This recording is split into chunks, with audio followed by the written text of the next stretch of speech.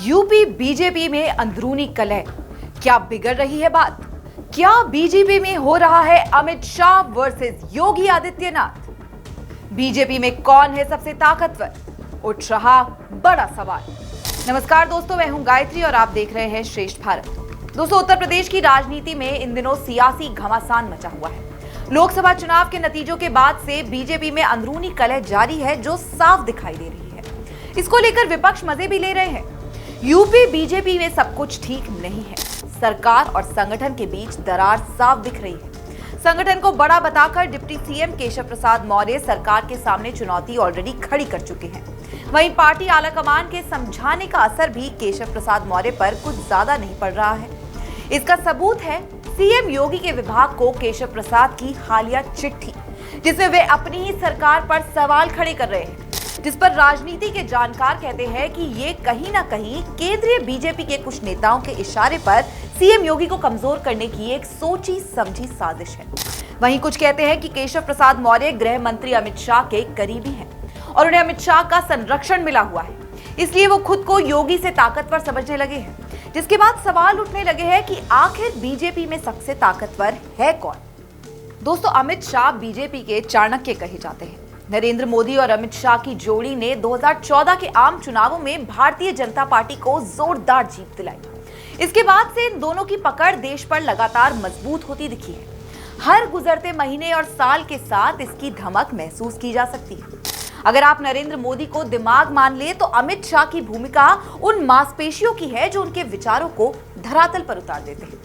दिमाग और ताकत की इस जोड़ी ने राष्ट्रीय स्वयंसेवक संघ के कांग्रेस मुक्त भारत के सपने को काफी हद तक पूरा कर दिखाया है और देश को भगवा झंडे से रंग डाला है। अमित शाह की पहचान सबसे कामयाब बीजेपी अध्यक्ष के तौर पर भी है। शाह की रणनीति ने पार्टी को असम, मणिपुर और अरुणाचल प्रदेश में जीत दिलाई है। वहीं गोवा में सबसे बड़ी पार्टी कांग्रेस को पछाड़कर बीजेपी सरकार बनाने में कामयाब रही।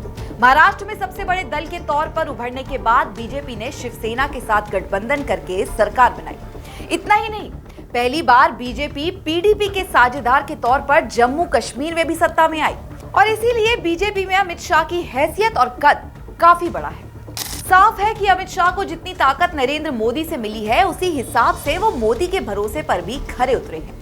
मोदी जो भी दिमाग में सोचते हैं, अमित शाह उसे अमल में ला देते हैं।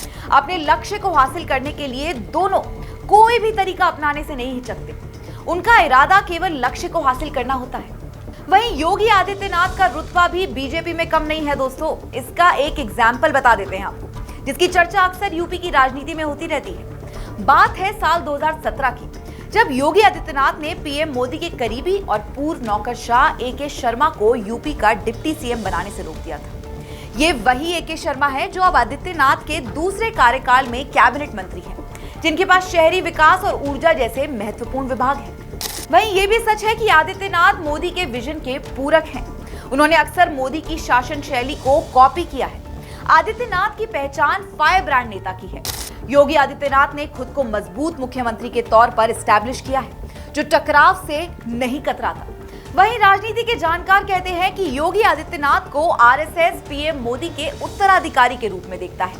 वहीं सार्वजनिक तौर पर कई बार पीएम मोदी ने भी योगी आदित्यनाथ का समर्थन किया है। मोदी ने उन्हें उपयोगी नाम दिया है, जिसका मतलब है यूपी के लिए उपयोगी, और उन्होंने विरोधियों को डराने के लिए भी उनके द्वारा बुलडोजर के इस्तेमाल का भी समर्थन किया है। योगी आदित्यनाथ ठाकुर जाति से आते हैं, युवा हैं। राजनीतिक प्रभाव के अलावा योगी के पास धार्मिक प्रभाव भी है। बीजेपी ने खुद दूसरे राज्यों में योगी का इस्तेमाल किया है। अब ये बात तो साफ है कि लोकप्रियता उत्तर प्रदेश के अलावा बिहार, राजस्थान, मध्य प्रदेश के ठाकुरों में भी काफी बड़ी है योगी की।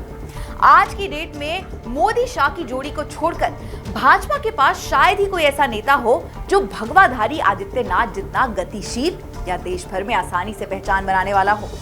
उत्तर और मध्य भारत के ज्यादातर हिस्सों में चुनावी रैलियों में उनके भाषणों को खूब सराहा जाता है। इसलिए ये बात तो सही है कि अमित शाह की पूरे देश में न उतनी अपील है, न जाति के मामले में कोई बढ़त है। राजनीति के जानकार कहते हैं कि अमित शाह को मोदी से माइनस कर दे तो उनका अपना कोई आभा मंडल नहीं है, पर योगी का है। इसलिए अब आप ही तय करिए कि योगी और अमित शाह में कौन ज्यादा ताकतवर है। खैर, आपका क्या कहना है इस खबर के बारे में, हमें कमेंट करके जरूर बताएं और इसी तरह की और खबरें देखने के लिए सब्सक्राइब करें श्रेष्ठ भारत।